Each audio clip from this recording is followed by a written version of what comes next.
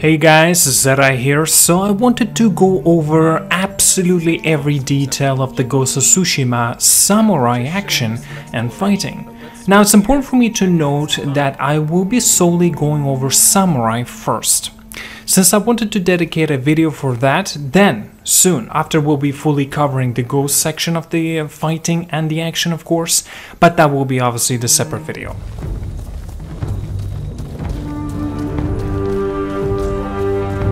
If you've ever seen a samurai movie, you know what to expect. Two warriors, sizing each other. Jin can challenge enemies to a lethal standoff, allowing for instant kills just like in the movies. Notice when the indicator for the holding a triangle is indicated. This means that as soon as you let go of the button, you will initiate the strike. But you need to be on a precise timing, since if you let go too early, you can miss, get parried, blocked, or get yourself hit. Now this requires that you pay close attention on the opponent's movements. So as soon as he begins his thrust at you, you need to let go of the button to land a solid hit. Right after the second opponent enters the fight, it is not clear if you need to hold the triangle button again so you can do the second swing at the enemy. Now, personally, I think all you may need to do is simply press R1 button to land yet another hit. I think holding a triangle is when you want to draw out your katana at the right moment at the beginning of the standoff encounters. The main objective here is eliminating the war camp general and a bonus for killing 3 enemies with a half bow.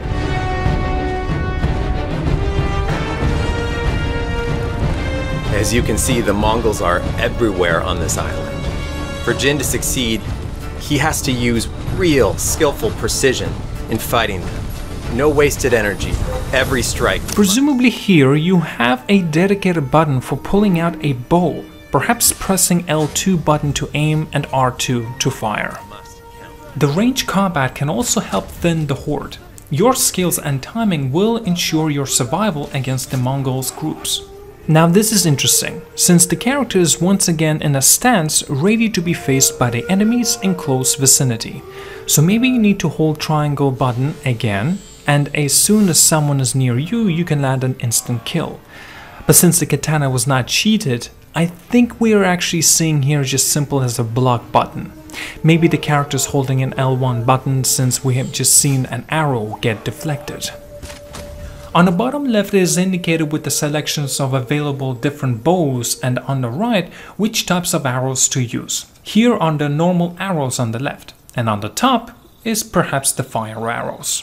Pressing R3 perhaps indicating for more precision with a slowed down time and getting more chance to aim at the enemy where you want to hit them exactly. Parrying attacks at the last moment will open them up for the punishment and deflecting the arrows. This movement perhaps was to dodge an upcoming attack and quickly strike back, making this an insta-kill with an amazing animations.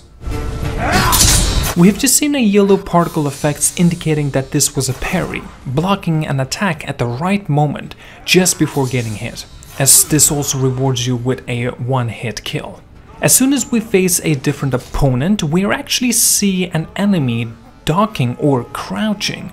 Well, he actually did that on purpose, because the arrow behind could have hit him, and actually that's a very nice touch. Now we're at the moment where we simply see strikes that are being showcased. An enemy trying to block, as you can see on the top white line, filling up at the end being shattered, meaning that enemy can no longer block for a period of time.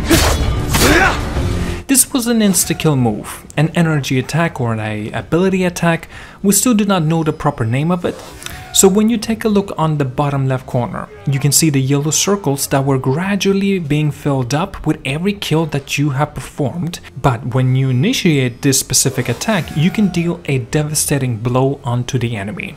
It is also very cool that we can actually see gusts of wind follow your movements and the sword swing as you performed it.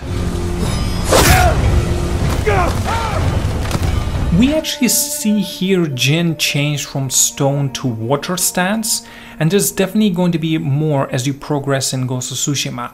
and different stance will work best against specific enemy types, kind of like in Nioh 2. Now we're down to the last two Mongols. We've just dodged the first strike with a block and started pressuring the opponent by mashing R1 without letting him strike back.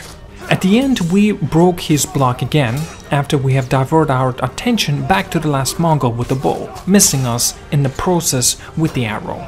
At that the last Mongol opponent wanted to die, we made sure of that, with the last few simple attacks was his doom.